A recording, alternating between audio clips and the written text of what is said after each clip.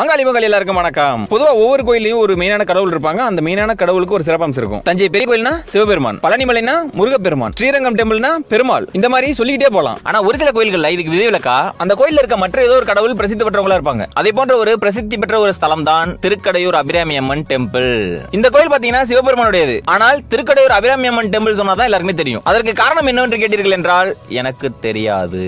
வாருங்கள் கோவிலை சுற்றி பார்க்கலாம்.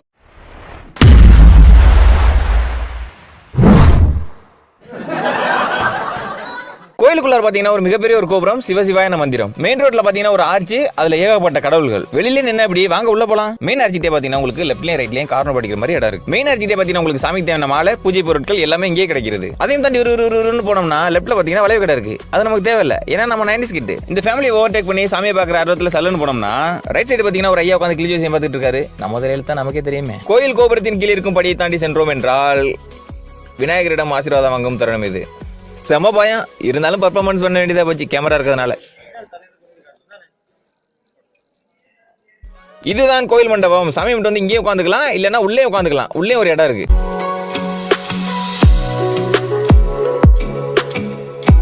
சாமி மட்டும் வந்து உட்காரத்துக்கு இன்னொரு இடம் இருக்குன்னு சொன்ன பாத்தீங்களா, அந்த இடம் தான் இந்த இடம். மதியான நேரத்துல இந்த இடத்துல உட்கார முடியாது. ஏன் சொல்லுங்க பாப்போம். ஏன்னா வெயில் அடிக்கும். மறுபடியும் என்ன வெட்டி போச்சு. வாங்க உள்ளார போவோம். என்னதான் சொல்லுங்க, பழமைதான். பழமைக்கு இந்த உலகத்துல ஈடுனே இல்ல. பாருங்களேன், தூணெல்லாம் வேற லெவல்ல கட்டியிருக்காங்க.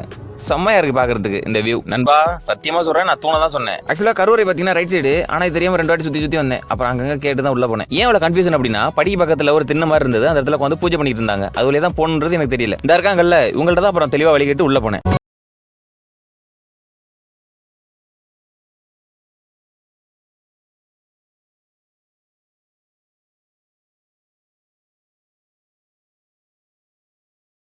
வந்துட்டு வீடியோ எடுக்கக்கூடாது அப்படின்னு சொல்லிட்டாரு. அதனால நானும் வீடியோ எடுக்கல.